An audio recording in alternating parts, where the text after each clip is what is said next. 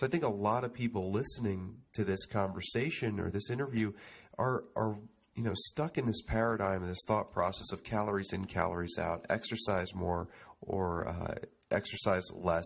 How do we start to implement the ketogenic diet? Do we have to be counting calories? Do we have to be counting anything? Yeah, it's a great question. I get this question all the time from my clients, and I'm not a fan of calorie counting. Now, a lot of people, when they're doing the ketogenic diet, in fact, there's all different types of apps out there and programs out there that help you to count your macronutrients, your fat, your carbohydrate content, things like that.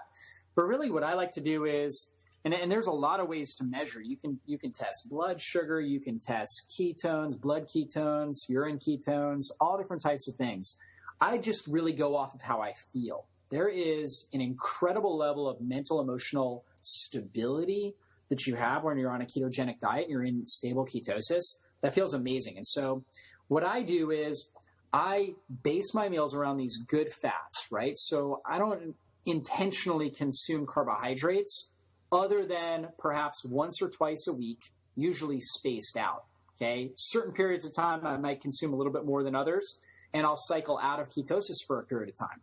The way I get back in is typically I do intermittent fasting, where I'll go something like 16 to 18 hours without any food other than lots of water. So lots of hydration, sometimes some herbal tea.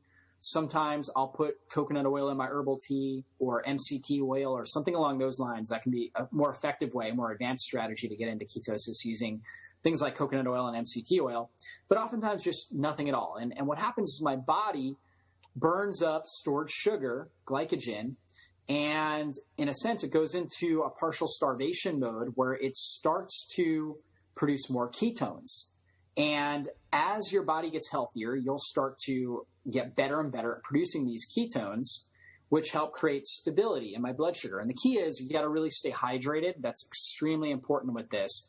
If you're dehydrated, your body's going to produce a lot more stress hormone, and therefore you're going to constantly have blood sugar elevation, and then your body's going to use the sugar, and your blood sugar is going to go down, and your body's going to secrete more stress hormone, and you're going to feel awful and irritable and have all different types of problems, and you're going to end up going into adrenal fatigue.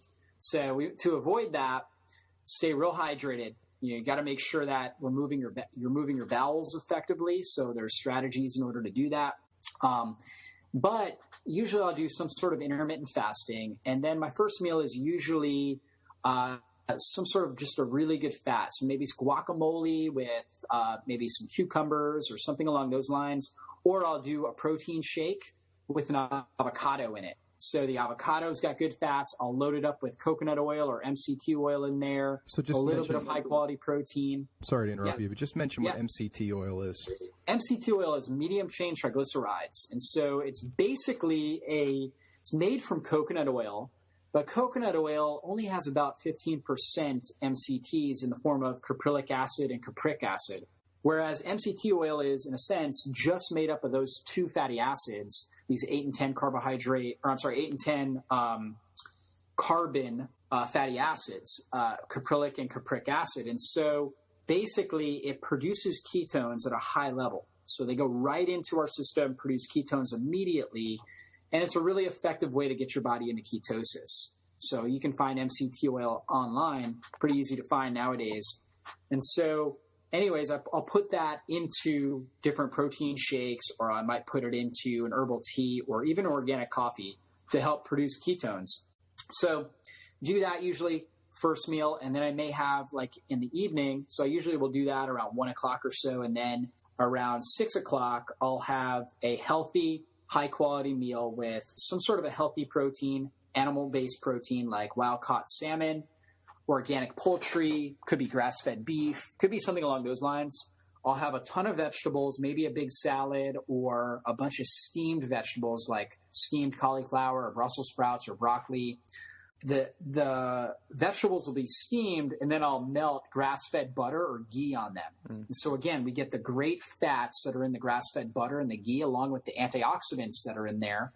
So I've got that. Then I put herbs on everything, and I'll also squeeze some fresh lemon, put some apple cider vinegar on everything. The lemon and the apple cider vinegar helps pre-metabolize the food. So there's enzymes in there that help to, in a sense, start the digestive process Also, the organic acids do that. It also helps take stress off of my body's digestive system because, again, the digestive process is already starting before I even put the food in my body. Lemon and lime and apple cider vinegar also have some antioxidants in them that, again, help prevent against oxidative stress in my system. And it tastes good. I mean, most of us like things like lemon pepper chicken and stuff like that. So I've got the lemon or lime or apple cider vinegar on there. I've got lots of herbs. I really like Italian herbs like basil, oregano, thyme. I often will use a sea vegetable like kelp, which is very rich in iodine, very good for the thyroid, as well as, in a sense, just very good for hormone metabolism, iodine is. And I really typically only recommend getting iodine from sea vegetable, high-quality sea vegetable. So using kelp on a regular basis can be one of the best ways. Kelp also has a ton of chlorophyll, which is really good for blood purification and detoxification. So I'll put that on my food, put some good healthy salts on there, some pink salts like Himalayan sea salt, and I'll consume that, and it just tastes amazing. And I don't consume like an extra amount of meat unless I had a really intense workout. So like today I did squats in the gym, and so that was more of an intense workout, so I'll want a little bit more protein. If I had more of a rest day where all I did was walk or see patients in my clinic or something along those lines, then I'm going to consume more of a moderate amount of protein. So that's a key thing to remember. If you did not work out at a high intensity, you really don't need a high amount of protein. So usually a piece of meat about the size of my fist works great on my rest days. On my non-rest days, usually I'll have a double portion of meat when I do an intense workout for in a sense, just muscle recovery to help me recover from the stress and to help my body utilize those amino acids to build new healthy tissue.